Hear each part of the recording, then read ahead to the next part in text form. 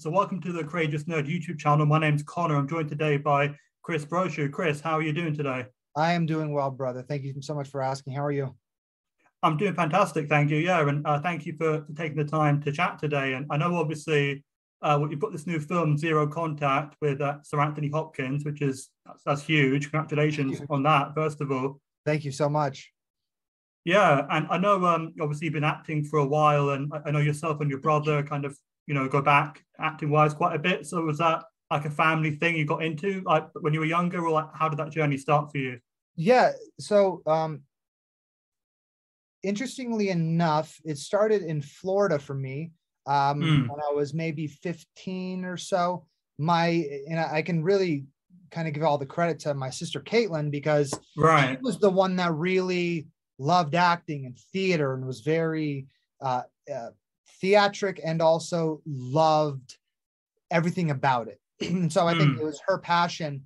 And then we ended up getting in an acting school, and long story short, saved up enough money, myself, my brother, sister, mom, dad, and my mom took us and some other friends from Florida, and we rented a house in LA it was supposed to be 3 months, and we never left. And then eventually I booked a gig that made a little bit of money, and I told my dad, like, we've got some money to just kind of live off of for a little bit. Get out here, come out here. We'll figure it all out, and he did. And he got a job easily when he got out to California, but it was slow, and it was slow and steady. But at the same time, also, I booked enough things for it to seem like a possibility. And then I got to my early 20s, and then I had to ask myself, okay, is this something that we're doing, or do we have to go, try and find something else? So I purposed in my heart, my early 20s, to really buckle down and take acting classes and really throw myself into the art form and read as much as I could upon it. And so that was how it all began. And it's just been slow and steady since then. Absolutely. And obviously I mentioned Zero Contact, and I'm someone who's been like aware of your work, shall we say, since the Mudslide Crush days. Really? I go back that far. That's the first time I saw it on. That's obviously Lemonade Mouth for anyone who's not picking up on that. But and it's obviously that's it's a huge deal. Sir Anthony Hopkins, and I had a chance to see the film, and I think it's very timely for the period that we're in at the moment. It's it's very relevant. But I suppose, like, on that note, how would you describe it to anyone who hasn't seen it at all or hasn't heard about it? I would describe it as a sci-fi thriller, unlike the world has ever seen, because we did, and it says that at the beginning of the movie. It lets you know, this whole film was shot during a global pandemic over 17 countries. Enjoy. And so that's kind of like the elevator pitch. It's a global sci-fi thriller starring Sir Anthony Hopkins and a bunch of other fantastic actors. Yeah, and I suppose what most excited you about doing the film once you got confirmation you're going to be in it? Truly, for me, what was the most exciting part was to just work, to be able to act during such a uncertain and stressful, hectic time.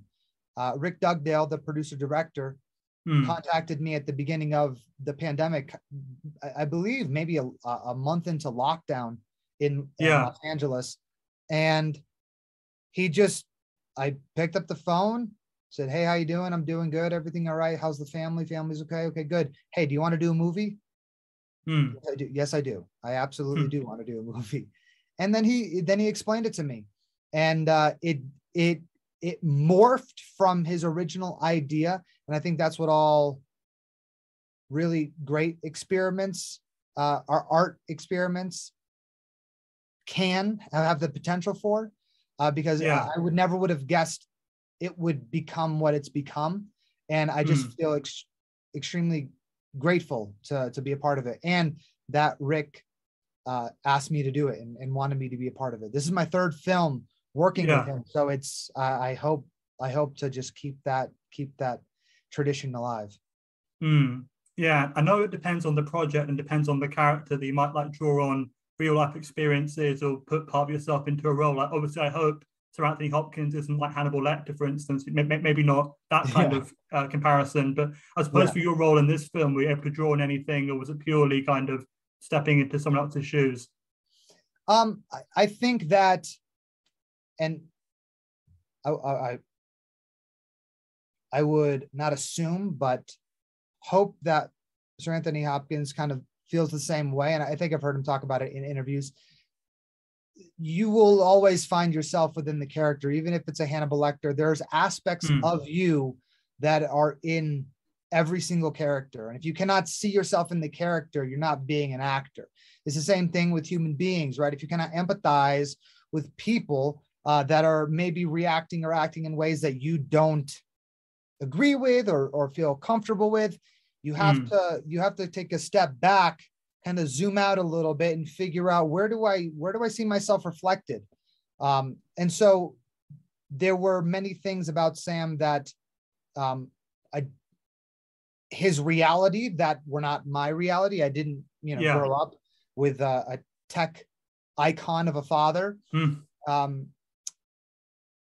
And so Sam grew up very, very affluent neighborhoods. Money was never an option, but at the same time, he never had a father, never had a mother. And so, thankfully I had a father and a mother's presence in my life. And so, but there are things in Sam that I empathize with, because it's just that feeling. I've had that feeling of betrayal, or that feeling of lost, or not feeling loved or seen or appreciated. And so it's just about, and I tell my acting students this, it's just asking yourself, where have I felt similar? I've never obviously been a part of a situation where I have to stop a machine from destroying humanity, but where have I felt similarly in my own life, and where can I bring that authenticity and that truth to this character? And that is my job. And, I try and do it to the best of my ability every time. So. Yeah, and obviously you've mentioned that you knew Rick Dugdale before doing this film. So, like, did having a pre-existing relationship, I mean, how did that impact the way that you approached doing this film? And do you think it'd been different if you'd been a stranger beforehand? Potentially. I think I have a lot of trust in Rick. I think if somebody else tried to pull this off, it might have been a bit more problematic. Yeah. But I know how Rick works. I know how his mind works. I know he is a very driven individual, and he's always pushing the envelope. So when he asks me to be a part of something, if I can, I'm there. And I believe it'll be that way for the rest of our careers. For sure. And I don't know if you've already said this, but where can people actually see Zero Contact when it's out? So there's a bunch of different ways. Right now, if you wanted to see it, Viewly is a NFT platform that Rick Dugdale co-created. And you can buy the NFT of the film, because it is also the world's first ever full-length feature NFT. So you can find that on Viewly. There's a bunch of different bundles that you can buy. I bought I believe the $70 bundle, which gives you the film, signed posters, and a couple different kind of like trading cards, digital trading cards of different characters of the film. And so you can see it there if you would like to engage with the NFT market. Otherwise, it'll be in select theaters and on demand on the 27th of this month. For sure. Yeah. So obviously, that being May. Yeah. Yep. For sure. Yeah. And this is a question I asked everyone. Actually, this last question I've got, and I asked everyone this question just as a fun kind of, little thing. But obviously, you've got this film, and, that's huge. And you've, talked about that. I suppose in a wider sense, what would you like to accomplish with what's left for 2022? Like, do you have any other goals or objectives you have in mind going forward? I mean, absolutely. We started production on Zero Contact 2 and 3 at the end of last year. That first location was Antarctica. So that'll give you a little bit of a taste of the reality and the world that we want to bring to the audience in the next two films. So that is that production should start up again soon. And then after that, Rick's got a couple other projects he's working on. I'm auditioning. After those 2 films, I'm going to take a little bit of a rest, hopefully record some music that I would love to. I would love to record my first full-length album. And I would like to spend some time with family this year. So those are my aspirations. For sure. Fantastic. And obviously best of luck with, well, I guess this film and the further 2, as you were talking about there. But just in general, thanks for taking the time, Chris, and all the best. Take care and stay safe.